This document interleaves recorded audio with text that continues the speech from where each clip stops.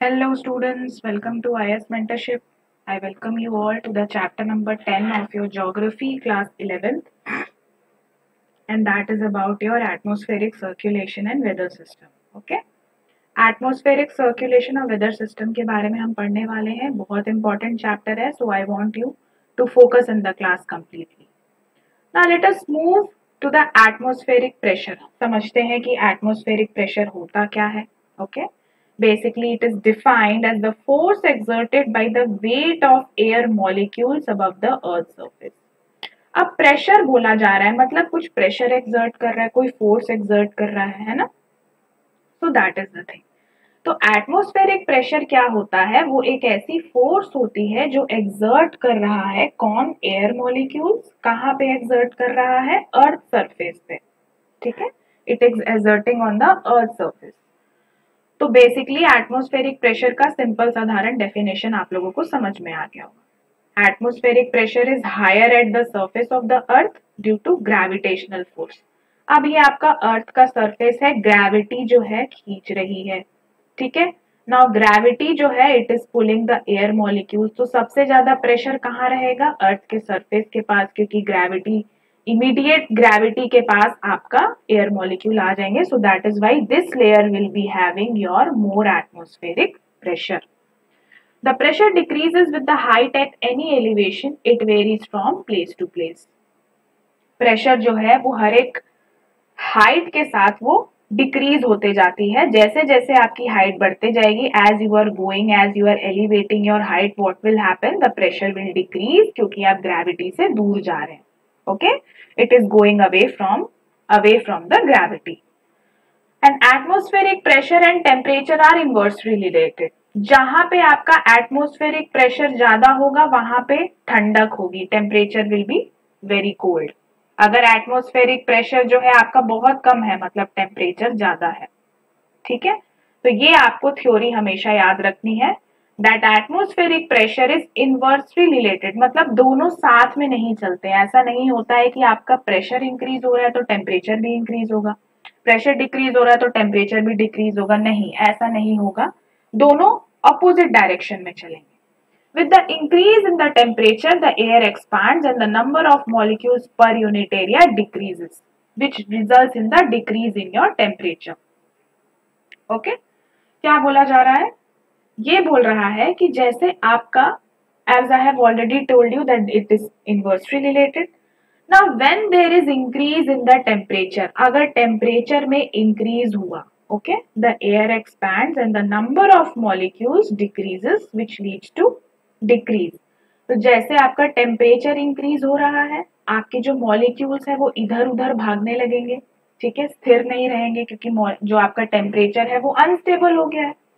Temperature के बढ़ने से अनस्टेबिलिटी आ जाती है, तो सारे मॉलिक्यूल्स इधर उधर भागने लगेंगे, which will cause decrease in your air pressure. मैंने बताया एयर प्रेशर इसमें घट जाएगा, right, because temperature has increased and they both are inversely related. Clear हो गई बातें? ठीक है, I hope it is understood. Yeah now atmospheric pressure is measured by an instrument called as barometer. किससे measure करते हैं? बैरोमीटर से major करते हैं. At the sea level, the average atmospheric pressure is 1013.25 millibar. ये आप याद रख सकते हो तो ठीक है, otherwise not necessary.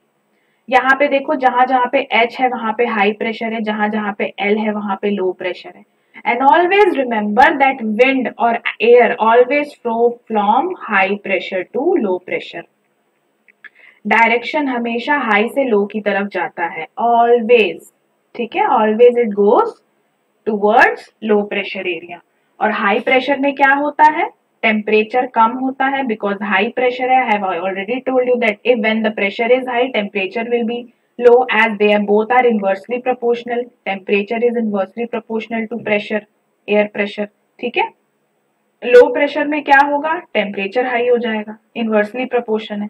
And the movement of the wind occurs always from high to low. ठीक है, हाँ. Coming to more about it. Yeah, this is the repeated slide. Okay, as I have already told you. Now coming to the next topic, that is your vertical distribution of atmospheric pressure. Vertically कैसे distribute होता है atmospheric pressure, उसके बारे में we are going to learn. The atmospheric pressure at sea level is the highest and it rapidly decreases with increasing altitude. मैंने बताया भाई, जैसे आपका जो आप अगर ऊपर जाते जाओगे, अर्थ से ऊपर जाते जाओगे तो प्रेशर घटते जाएगा। क्यों घटेगा? क्योंकि ग्रेविटी से दूर जा रहे हो आप। ग्रेविटी के पास होते तब प्रेशर ज्यादा होता है ना। तो there is about 1 millibar decrease in pressure for each 10 metre increase in elevation. मान लो ये 100 मीटर है, ठीक है, आप ऊपर गए 10 मीटर, मतलब अब आप 90 पे हो। तो अगर आपका जो प्रेशर है वो मान लो 50 मिलीबार है, तो यहाँ पे प्रेशर कितना हो जाएगा? 49। हर 10 मीटर पे 1 मिलीबार कम हो रहा है प्रेशर, ठीक है, ये बोलने की कोशिश कर रहा है ये। The vertical pressure gradient, rate of change of pressure with respect to distance is called pressure gradient. Pressure gradient क्या होता है? That how your pressure is changing with respect to distance. जैसे आप डिस्टेंस बढ़ाते जा रहे हो तो प्रेशर में क्या चेंज हो रहा है, डिस्टेंस कम करते जा रहे हो तो प्रेशर में क्या चेंज होता है, तो वो कौन बताता है? प्रेशर ग्रेडियंट बताता है आपका, ठीक है। क्या कौन बताता है? प्रेशर ग्रेडियंट बताता है। Now this the vertical pressure gradient is much stronger than the horizontal pressure gradient. अब vertical है मतलब vertical distance नापेगा, horizontal है मतलब horizontal नापेगा। vertical की बात हो रही है मतलब height की बात हो रही है, तो क्या बोल रहा है? it is much stronger than the horizontal, मतलब यहाँ का जो difference है वो बहुत strong है as compared to horizontal distribution. However, we do not experience strong upward wing because of the balancing gravitational force. तो स्ट्रॉन्ग है अगर, तो विंड तो भाई हाई से लो जानी चाहिए, है ना। ये जैसे लो है ये हाई है, या ये लो है ये हाई है, तो हाई से लो अगर जा रही है तो बहुत तेजी से जानी चाहिए अगर स्ट्रॉन्ग है तो। लेकिन क्या हो रहा है? ग्रेविटेशनल फोर्स उसको बैलेंस कर दे रही है। It is balanced by the gravitational force due to which we are not able to experience upward wind. ऐसे कभी देखा है आप लोगों ने ऊपर की तरफ हवा फील करते हो? आप यहाँ पे खड़े हो, आपको हमेशा हवा हॉरिजॉन्टल फील होगी, कभी भी ऊपर नहीं होगी। ऊपर क्यों नहीं होती है? क्योंकि ग्रेविटेशनल फोर्स इसको नीचे से खींच लेती है। कोई हवा अगर ऊपर जा रही है तो ग्रेविटी भी उसको पुल कर ले रही है, तो it is pulling back. Understood? So this is the thing, ठीक है। Now coming to the horizontal distribution of atmospheric pressure. It is studied by drawing isobars at constant level. अब आपको याद होगा, I have talked about isotherm. Isotherm क्या होता है? It connects all the places with equal temperature. वैसे isobars क्या होते हैं? It connects all the places with same temperature, sorry same pressure. Same pressure वाले एरिया को कनेक्ट करने का काम है आइसोबार का। जैसे मान लो ये एक प्लेस है, ये है आपका, फिर ये है, ये आपका 1 मिली बार है, ये 2 है, ये 1 है, ये भी 1 है, ये 2 है। तो आइसोबार क्या होगा? The line which is connecting the places with equal pressure, that is your isobars, ठीक है। An isobar is an imaginary line connecting the places of uniform atmospheric pressure reduced to mean sea level, ठीक है। Closely spaced isobars indicate a steep pressure gradient while wide spacing implies a gentle pressure gradient. अब क्या बोल रहा है कि अगर isobar बहुत क्लोजली रिलेटेड है, बहुत पास पास में बने हैं, जैसे आप देख रहे हो ये है ना, बहुत पास पास में, तो ये क्या बोलता है? बहुत स्टीप है प्रेशर ग्रेडियंट, मतलब उसके डिफरेंस बहुत है। स्टीप हाइट क्या होती है? ऐसा फिसलने वाला, और जेंटल हाइट ऐसी होती है ना। तो स्टीप है मतलब वेरिएशन बहुत ज्यादा है दोनों में। और अगर उतना ही वाइड है, मतलब कि अगर आपका ये है आपका एक प्रेशर, दूसरा प्रेशर बेल्ट ये है, आइसोबार ये है, अगर दोनों के बीच का डिफरेंस वाइड है तो that means it is gentle pressure gradient, उतना डिफरेंस नहीं है। Clear? A high pressure system is enclosed by one or more isobars with high pressure in the center.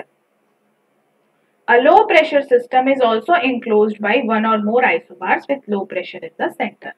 ठीक है। लो प्रेशर मतलब बोला ये जा रहा है कि जो अगर जब आप इसका ये आपका जो आइसोबार का जो डायग्राम है, यहाँ पे मैं ऊपर चलूं, देखो ये आपका हाई प्रेशर है पूरा, लेकिन ये पूरा आपका हाई प्रेशर है, लेकिन आप देख रहे हो इसमें भी कोर जो है हाई प्रेशर का है। वैसे ही लो प्रेशर है ये पूरा, इसमें भी बीच में जो है लो प्रेशर है, यहाँ पे भी लो प्रेशर है, ठीक है। तो यही बोला जा रहा है कि हाई प्रेशर सिस्टम जो है वो इंक्लोज्ड होता है बाय वन और मोर आइसोबार्स ऑफ हाई प्रेशर। मतलब अगर हाई प्रेशर रीजन है, अगर ये मान लो कि आपका ये वाला जो रीजन है वो हाई प्रेशर रीजन है, ठीक है, तो इस रीजन में भी आपके दो सर्कल्स हैं हाई प्रेशर के, लूप्स हैं हाई प्रेशर के, similar to the low pressure. ये आपका लो प्रेशर है, इसमें भी आपका कोर लो प्रेशर का है, तो वही आपको बताया जा रहा है। अंडरस्टूड? Absolutely clear. चलिए ना बात करते हैं बहुत ही इंपॉर्टेंट टॉपिक की, that is your pressure belt, ठीक है। अब प्रेशर बेल्ट क्या होते हैं, देखो हमारा जो अर्थ है ना उसमें बहुत सारे डिफरेंट डिफरेंट बेल्ट्स हैं, okay, there are many belts in it. अब वो क्या क्या बेल्ट है that we are going to learn, different pressure belt है। पहला है इक्वेटोरियल लो प्रेशर बेल्ट, ठीक है, equatorial low pressure belt. It lies between 0 degree north to 5 degree north, ये आपका 0 डिग्री है और ये आपका 5 डिग्री है, यहाँ पे कहीं पे, ठीक है। And 0 degree south to 5 degree south. मतलब क्या बोला जा रहा है basically, let me draw it for you. ये वाला जो रीजन है इक्वेटर का, जो 0 से 5 डिग्री नॉर्थ साउथ है, ये आपका कौन सा बेल्ट है, बैंड कौन सा है, ये इक्वेटोरियल का लो प्रेशर बेल्ट है। कौन सा बेल्ट है, लो प्रेशर बेल्ट। क्यों लो प्रेशर बेल्ट है? अब आपको इसके पहले मैं आपको एक फिनोमिना बताना चाहती हूँ। मान लीजिए कि आपका ये पर्टिकुलर एरिया है, ठीक है, and this is your land, ये आपका सी है, this is your land, sun is coming, sun rays are coming, it is heating. यहाँ पे जहां पे भी गर्माहट होती है, always remember one equation that wherever you find hotness there will be low pressure. यहाँ पे लो प्रेशर है कंपैरेटिवली, है ना, ठीक है। अच्छा एक मिनट, एक और चीज मैं बताना चाहूंगी इसके पहले। अब सन की रेज जो है दोनों तरफ पड़ रही है, ओशन पे भी पड़ रही है, कॉन्टिनेंट पे भी पड़ रही है। तो मुझे आप बताइए, हम प्रीवियस क्लासेस में इतना पढ़ते जा रहे हैं कॉन्टिनेंटैलिटी के बारे में, तो सबसे ज्यादा गर्म कौन सा होगा, जल्दी गर्म कौन सा होगा, ये वाला। तो जो रीजन सबसे गर्म होता है वहां पे लो प्रेशर होगा, जो रीजन सबसे ज्यादा मतलब एज कंपेयर टू ये तो ठंडा होगा ओशन, भले मैं मान रही हूँ that it will be also hotter, but if we compare the land and the sea this will be comparatively cooler, so here high pressure will be generated. मतलब कि आपको ये इक्वेशन याद रखनी है, hot is equals to low pressure, cool is equals to high pressure. अब मैंने आपको बताया कि जब लो प्रेशर होता है तो एयर राइज होती है, एयर ऊपर बढ़ रही है क्योंकि लो प्रेशर है, निकलेगी एयर। अब आई हैव ऑलरेडी टोल्ड यू, ठीक है, अब ये एयर जो है इधर स्प्रेड होगी, ठीक है, बस ऊपर तो जाएगी नहीं, हॉरिजॉन्टल भी स्प्रेड होगी और यहाँ पे आके नीचे सबसाइड करेगी। And I have already told you that always the direction of the wind or the air is always from high to low. तो बाकी फिर से high to low जाएगी, तो इससे आपका कौन सा ब्रीज निकलेगा, sea breeze during the day. तो मतलब आप ये फिनोमिना समझ गए, तो आप ये समझ जाओ। देखिए यहाँ पे आपका सन है, यहीं पे आपका सन है, ठीक है। Due to high temperature over this region air gets heated, expands and become lighter and rises upward to create a low pressure. यहाँ पे सन की रेज आ रही है, ये सतह को वो गर्म कर रहा है, इसकी वजह से लो प्रेशर बन रही है and this your air mass is going up and it is distributing, ठीक है, ये निकल रहा है, डिस्ट्रीब्यूट हो रहा है। द विंड ब्लो फ्रॉम सब tropical high pressure belt towards equatorial low pressure belt.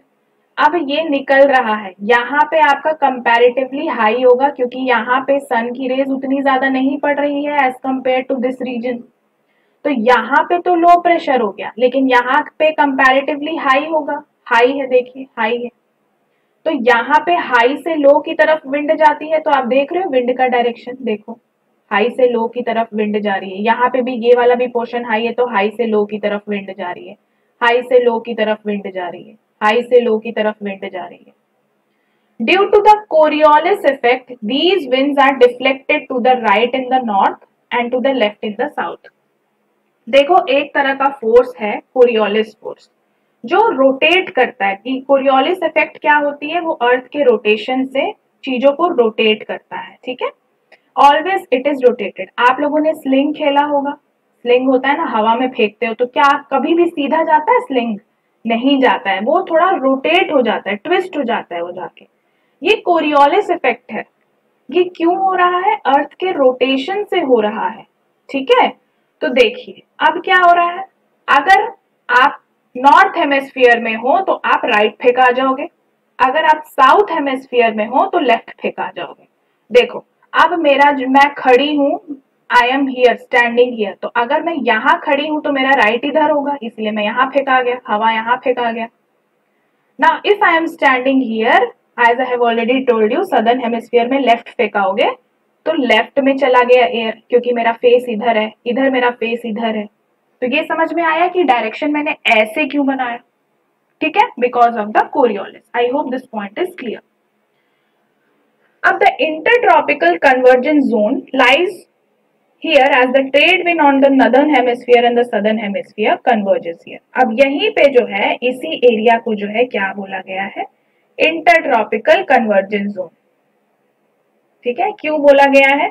क्योंकि यहाँ पे जो है नॉर्थ और साउथ हेमिस्फीयर के जो विंड्स हैं, देखो यहाँ के जो विंड्स हैं, यहाँ के जो विंड्स हैं वो यहाँ पे कन्वर्ज हो रहे हैं at this layer, it is converging, it is meeting up at this layer only, so that is why it is known as intertropical convergence zone. ये शिफ्ट होता रहता है depending upon the sun's position. अभी sun यहाँ है, हो सकता है कुछ दिन बाद यहाँ हो, ऑब्वियसली सन इज रोटेटिंग रिवोल्यूटिंग, है ना, तो सन यहाँ आ जाए तो ये जहां जहां सन जाएगा उसके सामने ये बेल्ट चलेगी। यहाँ जहां अगर सन यहाँ पे है तो बेल्ट कहाँ चले जाएगी? यहाँ पे चले जाएगी। अगर सन यहाँ पे तो बेल्ट यहाँ पे चली जाएगी। तो ये चलता रहता है। ठीक है, it is shifting towards north and south with the apparent movement of the sun. और यही रीजन जो है, इसी रीजन को डोल्ड्रम्स भी बोला जाता है। क्या बोला जाता है? डोल्ड्रम्स। ठीक है, दूसरा नाम क्या है? डोल्ड्रम्स। डोल्ड्रम्स, क्योंकि यहाँ पे काम विंड रहता है। ठीक है, कामनेस होती है यहाँ पे। क्लियर? अब बारी आती है दूसरे बेल्ट की। हमारा equatorial low pressure belt equator पे बना था। अब दूसरा बेल्ट है सब ट्रॉपिकल हाई प्रेशर बेल्ट, जहां से आपका ट्रेड विंड यहाँ आ रही थी, याद आया? ये आपका यहाँ जा रही थी।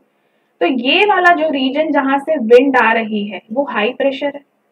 It lies between 30 degree north to 35 north and 30 south to 35 south. ठीक है, यहाँ पे लाई करता है। Now over the equatorial region the air rises and cools when it reaches high altitude। मैंने बताया कि यहाँ पे जो है इक्वेटर पे राइज हो रहा है एयर, क्योंकि सन की किरणें यहाँ पे पड़ रही है, हॉटनेस हो रहा है, लो प्रेशर हो रहा है और राइज हो रहा है। It is spreading, it is spreading. अब ये स्प्रेड होके यहाँ पे चले जा रही है, सबसाइड हो रही है, इस लेयर पे सबसाइड हो रही है, तो यहाँ पे आपका हाई प्रेशर हो रहा है। जहां पे हवा गिरती है, सबसाइड होती है, उसको हाई प्रेशर एरिया होता है। जहां पे एयर जो है वो राइज होती है वो लो प्रेशर होता है। ठीक है, तो the cool air moves towards the poles and collides with the wind coming from the polar region at high altitudes। Being heavy, it subsides over tropical latitudes, which leads to the formation of high pressure belt। तो जैसे air rise हो रही है वो यहाँ पे आके subside हो जा रही है, क्योंकि यहाँ पे भी आपका पोलार विंड आ रहा है, पोल से हवाएं आ रही है, पोल से हवाएं आ रही है, तो टकरा रहे हैं दोनों, टकराने की वजह से यहाँ पे गिरावट हो जा रही है, यहाँ पे गिरावट हो जा रही है। और जहां पे सबसिडेंस होता है, wherever the subsidence is happening, what is created? High pressure is created. समझ में आ गया? Very simple. Now this sinking air bifurcates into two branches. One branch towards the equator called trade winds, other towards the poles।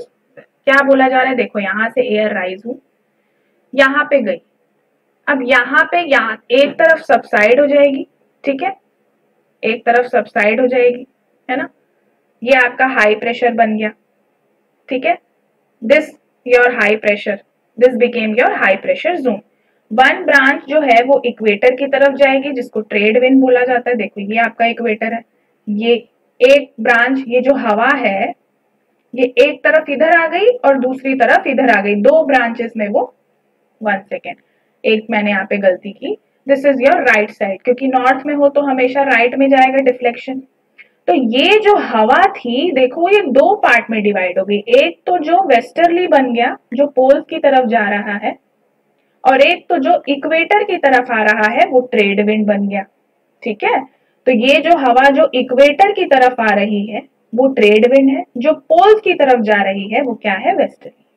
Westerly right turn हो जाएगी Coriolis force की वजह से, और जो आप in the north and south hemisphere और southern में लेफ्ट टर्न हो जाएगी। ठीक है, तो यहाँ पे भी सेम होगा, यहाँ पे आपका लेफ्ट टर्न हो रही है, देखो है ना, यहाँ पे आपका लेफ्ट टर्न हो गई दिस पार्ट। तो क्लियर हो गई चीजें, ठीक है, एब्सोल्युटली क्लियर। ठीक, this belt of high pressure is called horse latitude. इसको हॉर्स लैटिट्यूड भी बोला जाता है, ये येलो कलर की जो पट्टी है ना सब ट्रॉपिकल हाई को, इसको हॉर्स लैटिट्यूड भी बोला जाता है। हॉर्स लैटिट्यूड क्यों बोला जाता है, इसके पीछे एक राज है जो आप हिस्ट्री में पढ़ोगे, फिर भी मैंने बता दिया। It is said that to avoid slow down and sinking the ships due to high pressure, the horses were thrown in the sea. History इसके पीछे ये है कि earlier the merchants used to sail during ancient and medieval and modern times. तो cell करते समय यहाँ पे बहुत हाई प्रेशर फील होता था उनको, तो क्या करते थे वो अपने बोट्स में बहुत सारे हॉर्सेस को रखते थे, तो प्रेशर को घटाने के लिए वो एक एक करके अपने घोड़ों को सी में गिरा देते थे। तो इसीलिए यहाँ पे बोला जाता है कि ये हॉर्स लैटिट्यूड भी है। ठीक है, I was wondering that you guys will learn in history when you will take the courses, but I am telling you now only. Okay, so that is the reason behind your horse latitude. Next pressure belt है आपका सब polar लो pressure belt. ये कहाँ पे है, ये आपका उसके भी ऊपर है, देखो ये इक्वेटर था, दिस इज योर सब ट्रॉपिकल हाई प्रेशर बेल्ट, सब ट्रॉपिकल लो प्रेशर बेल्ट। कैसे जा रही थी विंड, यहाँ पे ऐसे आ रही थी विंड, है ना, ट्रेड विंड थी ये ट्रेड विंड, ये भी ट्रेड विंड, लेफ्ट की तरफ है, साउथ हेमिस्फीयर में कोरियोलिस फोर्स की वजह से लेफ्ट डिफ्लेक्ट हो रही है। ठीक है, और यहाँ पे ये ऐसे जा रहा था, ऐसे जा रहा था,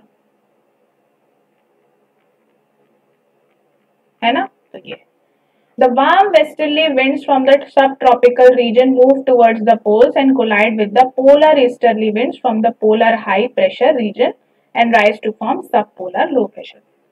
अब क्या हो रहा है, देखो यहाँ पे पोल्स हैं, अब आपको पता ही है व्हाट यू नो कि पोल्स में बहुत ठंडक होती है, तो I have already told you where the temperature is high what you will feel high pressure. तो यहाँ पे तो डिफॉल्ट हाई प्रेशर होगा, यहाँ पे भी डिफॉल्ट हाई प्रेशर होगा। अब दूसरा इक्वेशन क्या है, मैंने बताया कि always wind move from high to low, always air move from high to low. तो यहाँ पे इस साइड पे आपका ऐसे विंड मूव होगी। आप पूछोगे मैम ऐसे क्यों हो रही है, ऐसे क्यों नहीं हो रही है, क्योंकि नॉर्थ हेमिस्फीयर में राइट की तरफ होती है।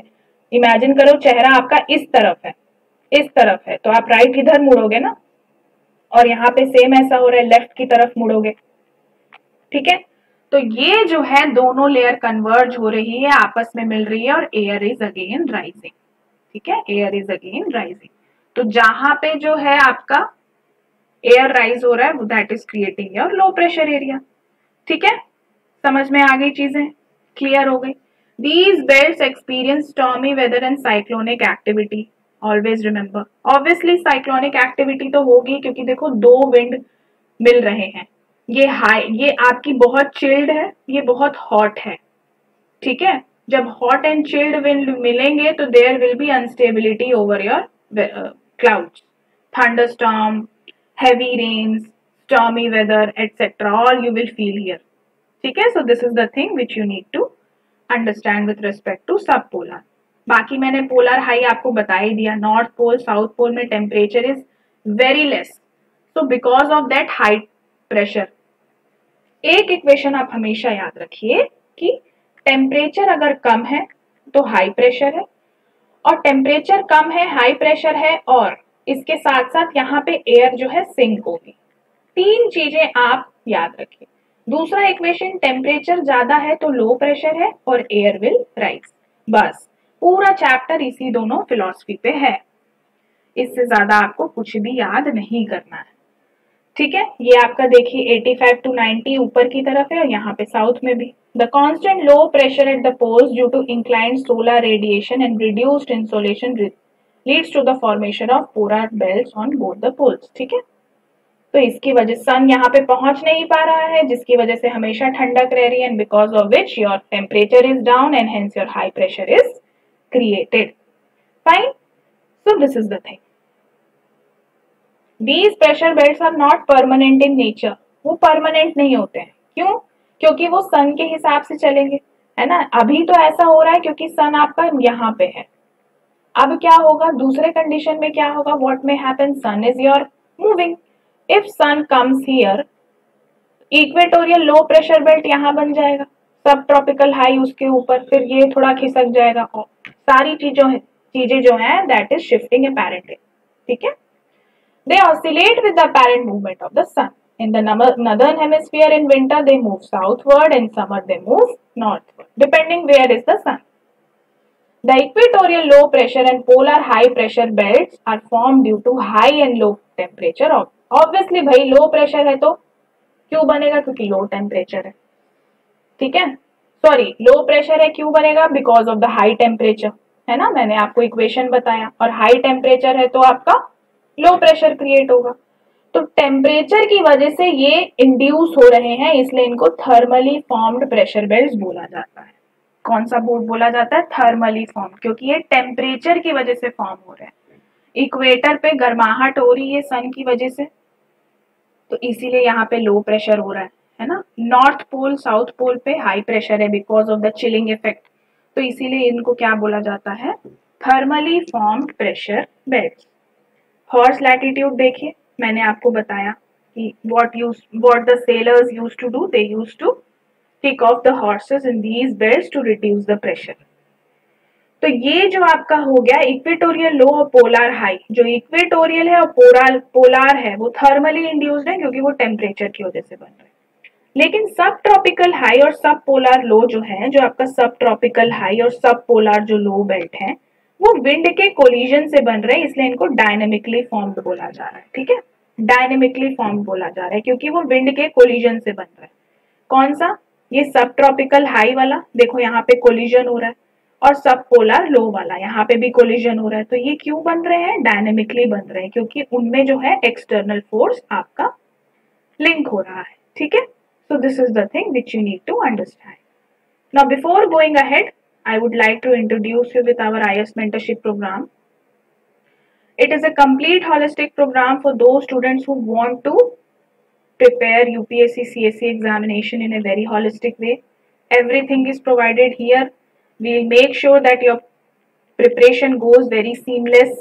And for those students who want to join the foundation course, that is those who want a mentor support of Riyasat Ali sir, so that he can guide you in all the way he can, all the students are requested to join this foundation program. Okay, we are frequently launching batches and August में भी हमने बहुत सारे batches launch किए हैं. So if you want to get enrolled in the August batch, kindly give a call on these numbers. Sir has already guided a many lot students who have cracked the examination with excellent ranks. So I would request you all to kindly move ahead and get enrollment and all the doubts clear by calling on these numbers.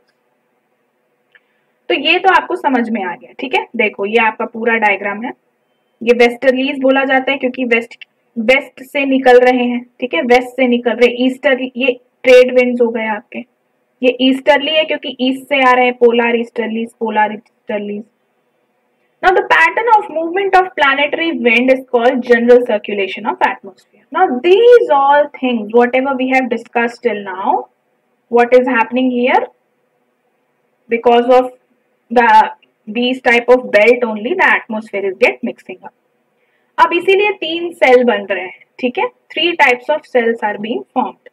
3 cells set the pattern for general circulation, that are Hadley, Ferrel and Polar cell, ठीक है, Hadley, Ferrel and Polar cell. अब आप देख रहे हो ये आपका जो ये एक सेल बन रहा है, ठीक है, ये एक सेल की तरह एक्ट कर रहा है, मतलब एक ब्लैंकेट हो गया ना, मतलब एक क्या बोल सकते हो, सेल मतलब पर्टिकुलर एरिया, है ना। ये आपका एक सेल हो गया, इस सेल को क्या बोला गया है, इस पूरे सेल को बोला गया है हैडली सेल, इसके बारे में हम पढ़ने जा रहे हैं। इसको प्रपोज किया था जॉर्ज हैडली ने, ठीक है, 1735 में। अब देखो, अब मैंने इक्वेटर को ऐसे लिटा दिया है, अभी क्या था, अभी आप इक्वेटर को ऐसे देख रहे थे, दिस वाज योर इक्वेटर, अब मैंने इस पोर्शन को लिटा दिया ताकि आपको और अच्छे से समझ में आए। The air at the equator, equator को इंटरट्रॉपिकल कन्वर्जेंस जोन बोला गया है, राइजेस ड्यू टू इंसोलेशन, देखो यहाँ का जो एयर है वो राइज अप हो रहा है, राइज हो रहा है, रेड कलर का दिख रहा है आपको, राइज हो रहा है. Now when it is rising, it is spreading out in different directions. It is spreading out. When it is getting heavy because of the low temperature, it is subsiding. Subside कहाँ कर रहा है? सब tropical high pressure belt पे, और जहां subside हो रहा है इसलिए हाई प्रेशर हो गया. डिसेंड करता है सब tropical. Down below near the surface, the air flows towards equator due to pressure gradient as easterly.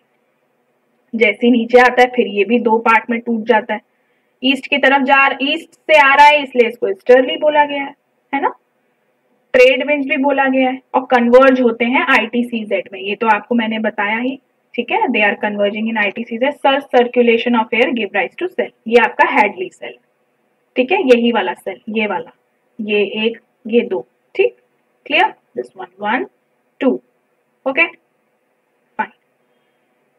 This type of cell formed along the trade winds, equatorial low and subtropical high is called Hadley cell. इसी को क्या बोला गया है? Hadley cell बोला गया. दूसरा cell है आपका फेरल सेल, जिसको प्रपोज किया था विलियम फेरल ने 1856 में. It is global atmospheric circulation that features a part of air rising at the 60-degree latitude flowing towards equator. देखो ये वाला, वापस से डायग्राम पे आओ. ये पिंक वाले पे ध्यान दो. ये वाला जो सेल है ये क्या है? Ferrel cell. नीचे वाला जो है फेरल सेल. ठीक है, ये क्यों बन रहा है आप लोग समझ ही गए होंगे, है ना. ये देखो, फ्लोइंग टुवर्ड्स इक्वेटर की तरफ आपकी विंड जा रही है, descending in the sub tropics and then returning towards sub polar region. ठीक है, सारी चीजें हमने पढ़ लिया है, बस आप ध्यान रखिए कि कौन से एरिया को कौन सा सेल बोला गया है. These winds are also called as westerlies and the cell is feral cell. ठीक है, ठीक है, अंडरस्टूड. देखो ये आपका ये है, ठीक है, डिसेंड हो रहा है यहाँ पे. दिस इज योर वेस्टर्लीज, है ना. This is your easterlies, this is your this south westerly. Understood, clear हो गई चीजें, कोई डाउट तो नहीं है. चलिए, और जो बचा हुआ सेल है हमारा, दो सेल्स बचे, राइट. हमारे दो सेल्स बचे after your Hadley and Ferrel, उनको नाम दिया गया है पोलर सेल. ठीक है, this is your polar cell. Blue one is your polar cell. Clear. Blue वाला क्या है? पोलर सेल है. आइए इधर आइए. हाँ, this is your polar cell. It features part of air rising at 60-degree latitude that flows towards the poles, descends and returns towards the subpolar region. The wind blows towards subpolar region as the pole easterlies and the cell is called polar cell. Simple, clear? समझ में आ गई चीजें. Poles में जो है high pressure है, यहाँ से आपकी विंड ऐसे आ रही है, यहाँ पे लो है तो यहाँ पे आपका विंड ऐसे जाएगा, क्योंकि साउथ में लेफ्ट जाता है, नॉर्थ में राइट जाता है. ठीक है. इट फ्लोज, हाँ, पोल्स की तरफ जाता है and descends towards the sub polar reason. देखो डिसेंड हो रहा है सब पोलर रीजन पे, है ना. एक सेकेंड रुको. Let us move to that diagram only, there you will be clear. This is your diagram. Fine. देखो ये पोलर ईस्टर्ली है, क्योंकि ईस्ट से आ रहा है आपका, हाई प्रेशर है, लो प्रेशर की तरफ आ रहा है, लो प्रेशर की तरफ यहाँ पे आपका इधर आ रहा है. And this is your polar cell. तो I hope all the cells are clear to you. Absolutely. What all three cells we have understood? We have understood Hadley cell, Ferrel cell, polar cell. Hadley cell जो है equator वाला है, Ferrel cell is this westerly, and finally your polar easterly. देखो easterly बोला जा रहा है मतलब हवा ईस्ट से वेस्ट की तरफ जा रही है. वेस्टर्ली बोला गया है मतलब हवा वेस्ट से ईस्ट की तरफ जा रही है. Always remember. क्लियर. तो these are some of the basic important things which you need to understand in this chapter. Very important chapter, wind circulation, etc. And I will try to revise also in the next class because next class में भी base set होगा. ठीक है. इस lecture को बार बार देखिए, then you will be able to understand what I mean to say. उसके पहले ये वाला जो इक्वेशन है उसको आप बाय हार्ट कर लो, मैंने आपको जो बताया है. 1 सेकेंड. ये वाला, बस पूरा खेल इसी का है। अगर टेम्परेचर कम है तो वो हाई प्रेशर होगा, हाई प्रेशर है मतलब एयर सिंक होगी, टेम्परेचर ज्यादा है मतलब लो प्रेशर होगा, इसका मतलब एयर राइज होगी। Clear? So this is the thing with regards to your chapter number 10 geography class 11th. I hope you understood. बाकी चीजें हम नेक्स्ट क्लास में कवर करेंगे. Till then please revise it and we'll meet in the next lecture. Thanks for watching, and if you are having any type of doubt, please comment. Okay, we'll resolve it.